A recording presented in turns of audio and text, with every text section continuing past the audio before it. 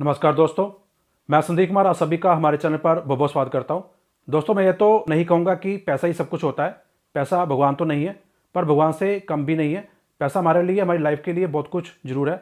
बिना पैसों के हम अपने लाइफ में कुछ भी नहीं कर सकते, यहाँ तक कि जिंदा भी नहीं रह सकते।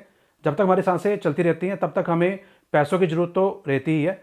कोविड के समय में सबसे ज़्यादा मार लोगों को जो लगी है वो पैसों की ही लगी है। लॉकडाउन के दौरान जब कामकाज ठप हो गए थे, उस समय बहुत सारे लोगों के लिए अपने घर का खर्च चलाना बहुत ही मुश्किल हो गया था। तब जाकर लोगों को समझ आया कि सेविंग करना कितना ज़रूरी है।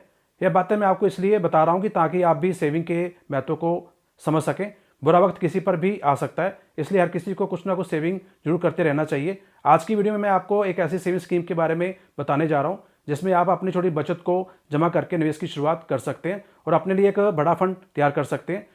वो कहते हैं ना, बूंद बूंद से सागर बनता है। यह बात बचत पर भी लागू होती है। सो दोस्तों, आगे बढ़ने से पहले मैं आप सभी से एक हम्बल रिक्वेस्ट करना चाहूँगा कि अगर आपने हमारी वीडियो को देखना शुरू कर दिया है तो आप पूरी जानकारी लेने के लिए वीडियो को पूरा देखें, कहीं भी स्किप ना करें। तो चलिए स्टार्ट करते हैं। सो दोस्तों, आज हम बात करने वाले हैं SBI RD अकाउंट के बारे में, जिसमें आप अपनी छोटी बचत को निवेश करके एक अच्छे भविष्य की शुरुआत कर सकते हैं। छोटी बचत के लिहाज से SBI रेकरिंग डिपॉजिट आपके लिए एक बेहतर ऑप्शन हो सकता है। SBI RD की सबसे बड़ी खासियत यह है कि आप इसमें हर महीने पैसा डाल सकते हैं। अगर हम इसमें निवेश की बात करें तो आप मिनिमम 100 रुपये से निवेश की शुरुआत कर सकते हैं और जैसे जैसे हाथ में पैसा बढ़ता जाए वैसे वैसे आप अपने निवेश को बढ़ा भी सकते हैं। SBI RD अकाउंट में निवेश की कोई ऊपरी सीमा नहीं रखी गई है, तो आप मिनिमम 100 रुपये से ऊपर जितना चाहिए उतना पैसा SBI RD अकाउंट में अपनी इनकम के हिसाब से निवेश कर सकते हैं। SBI RD अकाउंट मिनिमम 1 साल के लिए और मैक्सिमम 10 साल के लिए खुलवाया जा सकता है, तो आप अपने गोल के हिसाब से कोई भी ऑप्शन चुन सकते हैं। SBI RD अकाउंट की अगर हम बेनिफिट की बात करें तो आप अपने रेकरिंग डिपॉजिट अकाउंट पर जरूरत पड़ने पर लोन या ओवरड्राफ्ट फैसिलिटी का लाभ भी ले सकते हैं, लेकिन ऐसा आप अकाउंट के 1 साल पूरा होने के बाद ही कर सकते हैं। और आप चाहें तो अपने अकाउंट को पैसों की जरूरत पड़ने पर प्री मेच्योर क्लोज भी करवा सकते हैं। SBI RD अकाउंट में आपको नॉमिनी का ऑप्शन भी मिलता है, तो आप अपने जब भी अपने RD अकाउंट को खोलते हैं तो आप अपने किसी भी फैमिली मेम्बर को अपने नॉमिनी बना सकते हैं। और आप चाहें तो जरूरत पड़ने पर आप अपने RD अकाउंट को SBI की किसी भी ब्रांच में बड़ी आसानी से ट्रांसफ़र भी करवा सकते हैं। इसमें आपको ट्रांसफ़र की ऑप्शन भी मिल जाती है। तो ये तो थे इस स्कीम के बेनिफिट। अब सबसे इंपॉर्टेंट बात, इंटरेस्ट रेट। अब जान लेते हैं कि SBI रेकरिंग डिपॉजिट पर आज की तारीख में क्या ब्याज दिया जा रहा है। तो इस वक्त SBI की 1 साल से लेकर 2 साल तक की RD पर जनरल रेट्स 5% और सीनियर सिटीजन के लिए 5.5% ब्याज दिया जा रहा है।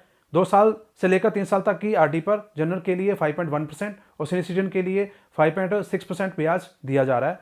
3 से 5 साल तक की RD पर इस वक्त जनरल के लिए 5.3% और सीनियर सिटीजन के लिए 5.8% ब्याज दिया जा रहा है। अगर बात करें 5 से लेकर 10 साल की RD की, तो 5 से 10 साल की RD पर जनरल रेट 5.40% है और सीनियर सिटीजन की अगर हम बात करें तो इसी टाइम पीरियड के लिए उन्हें 6.20% के हिसाब से ब्याज दिया जा रहा है।